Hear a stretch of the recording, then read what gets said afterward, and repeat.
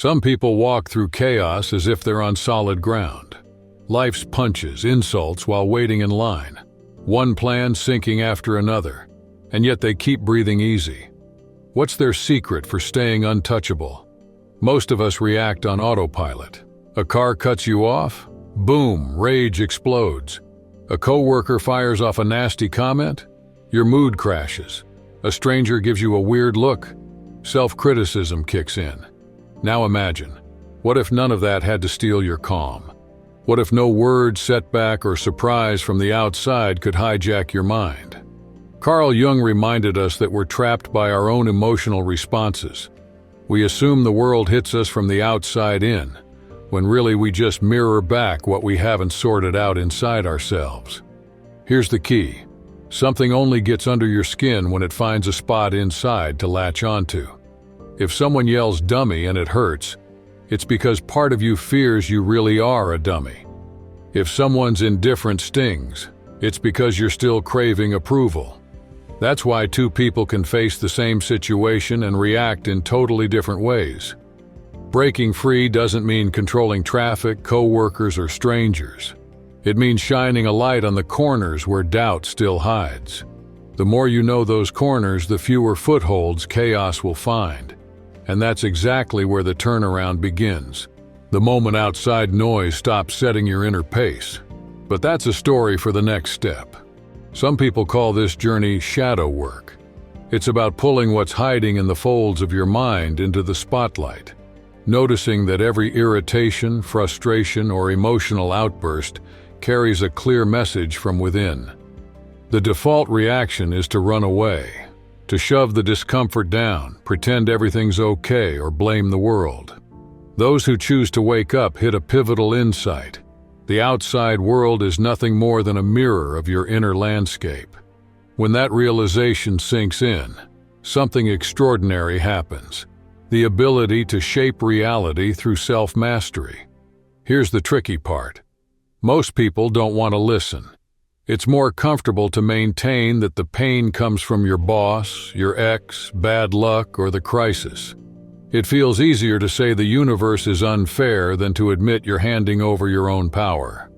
But those who dare to turn their gaze inward, drop the blame, and watch with curiosity discover a freedom they've never known. And the best part comes next. When you stop reacting, you stop being manipulated. You don't have to avoid heavy people or rearrange your surroundings like pieces on a board.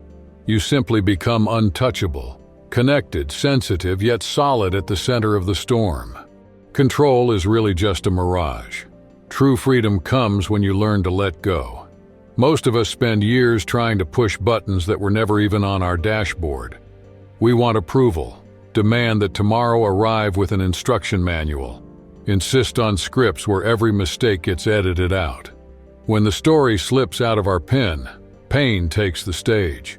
We snap at a harsh comment, feel stabbed when life turns the corner without warning, and turn every setback into silent revenge. Carl Jung saw this as clearly as someone focusing a camera lens. The external world has no built-in morality. It's neither hero nor villain, light nor dark. It just is. What colors the scene is the lens we hold up to it. Put two travelers in the same storm, an abrupt breakup, an unexpected bankruptcy, a project crashing down. One sinks, convinced the world is against them. The other spots currents that could carry them to dry land, gathers lessons, and turns the wreckage into a compass. The difference? Pure perspective. Jung warned, until you make the unconscious conscious, it will direct your life and you will call it fate. In plain terms, until you recognize the stories you keep replaying about people, success, love, or self-worth, you'll stay on autopilot. Scenes will seem to happen to you, when in reality you're scripting much of the plot yourself. Knowing this key doesn't erase chaos, but it rewrites the role you choose to play when the lights go up on the next act. Here's where the turning point starts. Every time you try to steer the world outside, you give up the wheel to what you feel inside. The moment you need someone's respect, that person starts driving your mood. When you insist that a situation follow an exact script, The story itself becomes the director and you end up as an extra. If you decree that life has to be fair, you're lining up for disappointment. But the second you let go of that imaginary rein, everything falls back into place. Your body relaxes, your mind clears, and you find space to act without that strain of pushing the universe uphill. Notice this: the truly untouchable don't collect puppets, they collect self-control. They stake out territory within themselves and don't pay anyone emotional rent. They stay steady in the eye of the storm, okay with maybe, immune to cheers or jeers, curious, not terrified, about what's next. They've cracked a code most never even notice. Control is a mirage and real power lives in conscious surrender. The moment you quit chasing control of the outside, you become the person no circumstance can leash, because the key to your inner state stays in your own pocket. And then comes the paradox that blows people's minds when they pay attention.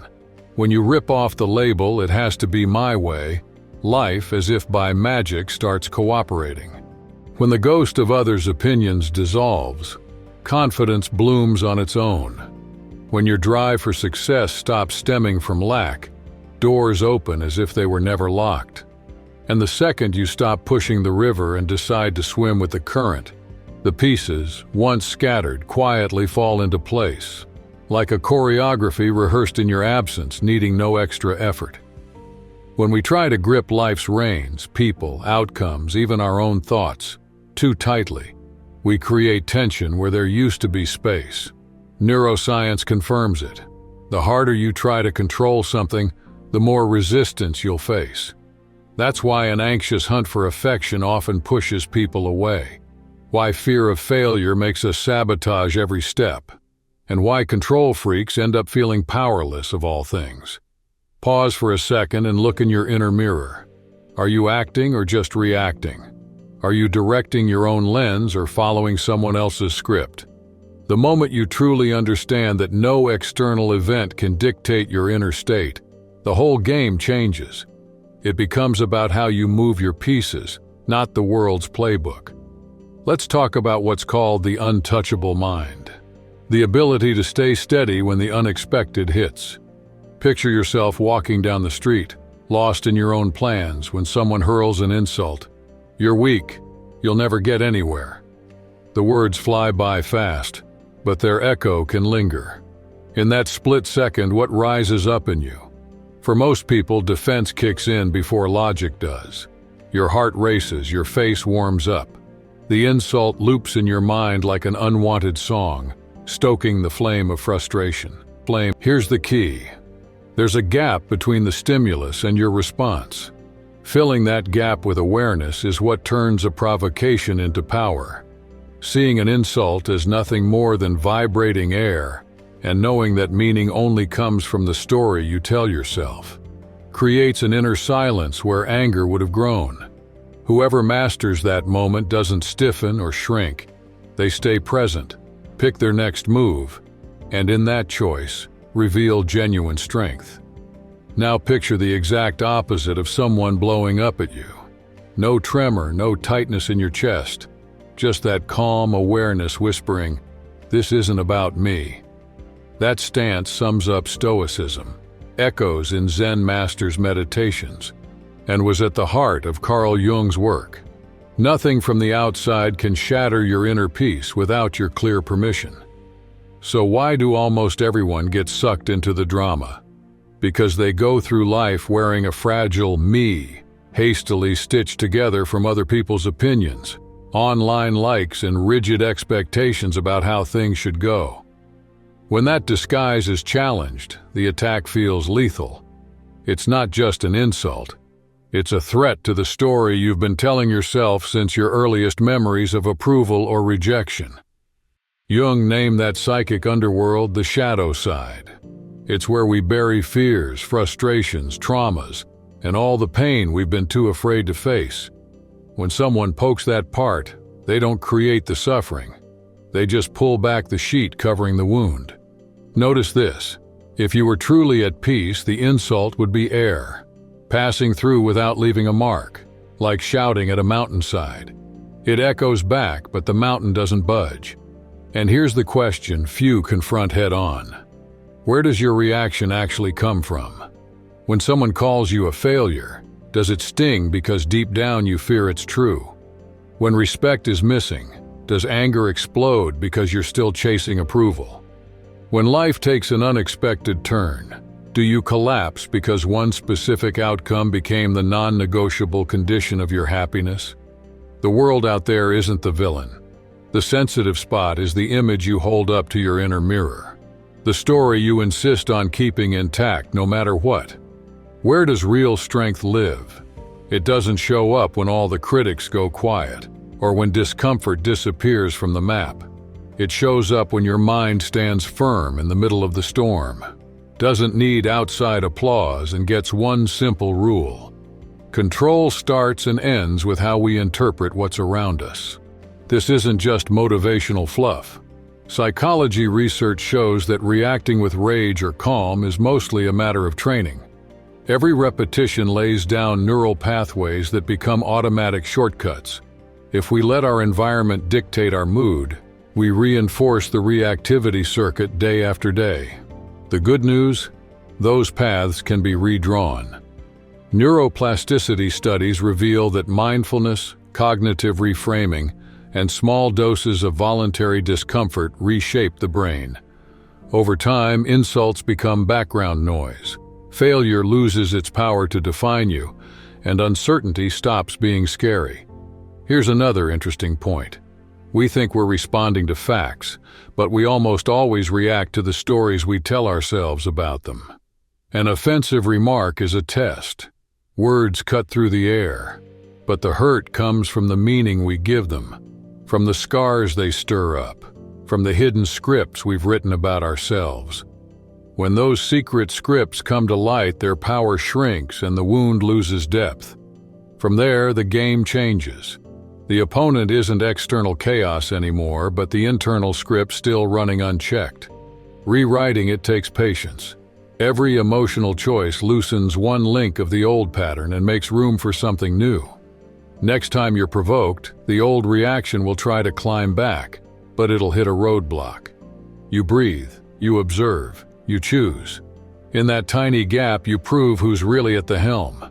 The journey goes on, and each step reprograms your brain so your mind stays untouchable, even when the world keeps testing your limits. Carl Jung already knew. What annoys us in others reveals hidden passageways in our own maze. He put it simply, everything that irritates us in others can lead us to a better understanding of ourselves. That's where the uncomfortable truth we like to sweep under the rug comes from. There's no power outside unless you give it your energy. Think of the world as a mirror.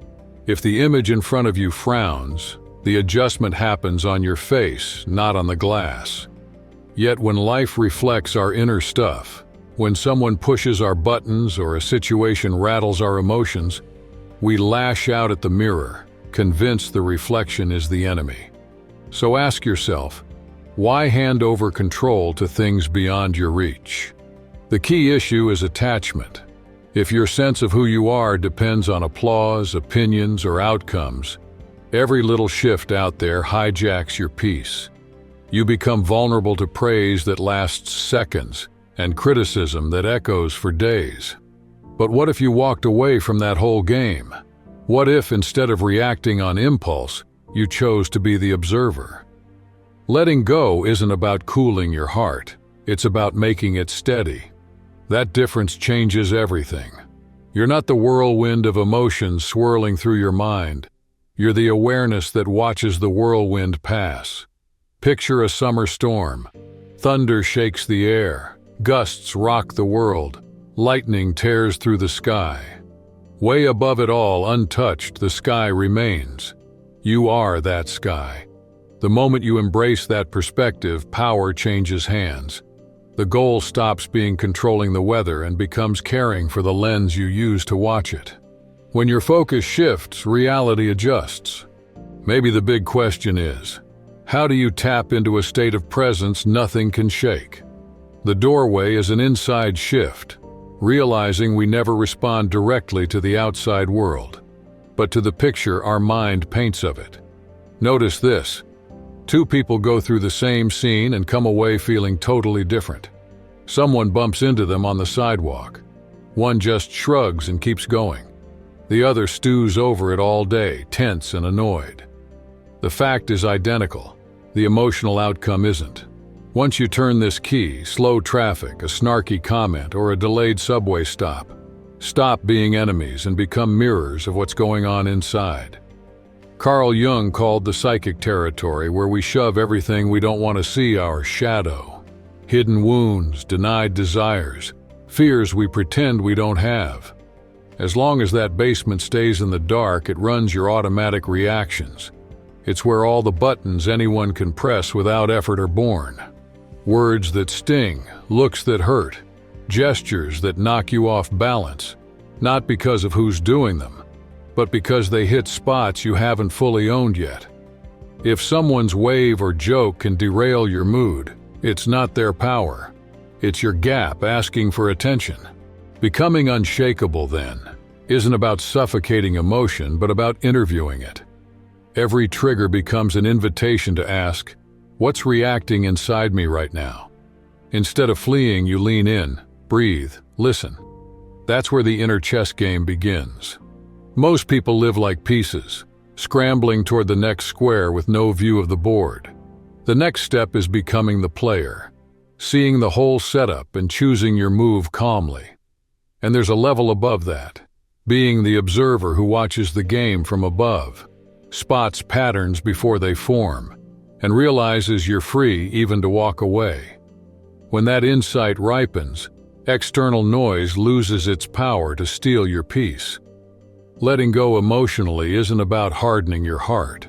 It's about seeing clearly. It's not about shoving feelings into the basement, but bringing them up into the light until they no longer drive you. When that happens, the key turns. You drop the chemical chains and take over the cockpit. And here's the funny thing. The less you react, the more the world responds. People notice. You're not begging for approval anymore, and suddenly they're seeking yours. Negativity that once drew a crowd loses its voice. The strings that used to move your arms are now in your own hands. It all comes down to one simple skill: mindful awareness the exact moment the spark hits. Every situation offers two paths: snap on autopilot or watch the internal scene with clarity. When someone tries to poke you, give yourself a breath. Notice that microscopic gap before the impulse kicks in. Let the emotion flow through your body, but stay the audience. Like a scientist observing an experiment, curious, steady, free. In that silence lies your edge. Practicing this observation every day, in traffic, in line, even in the most trivial arguments, builds an invisible muscle. Gradually, that pause stops being a tactic and becomes a temperament. You start choosing each word like composing music, aware of every note and every rest. Want to make this stance second nature? That's the dive we'll take shortly. Because the day you stop dancing to other people's strings is the day you reorchestrate your own story, and no outside conductor sets your tempo. If this clicked for you, drop a comment. What was your aha moment? And if you want to keep expanding your horizons, hit like and subscribe now. The next chapter might redraw your mental map, and who knows the way you see the world. See you there.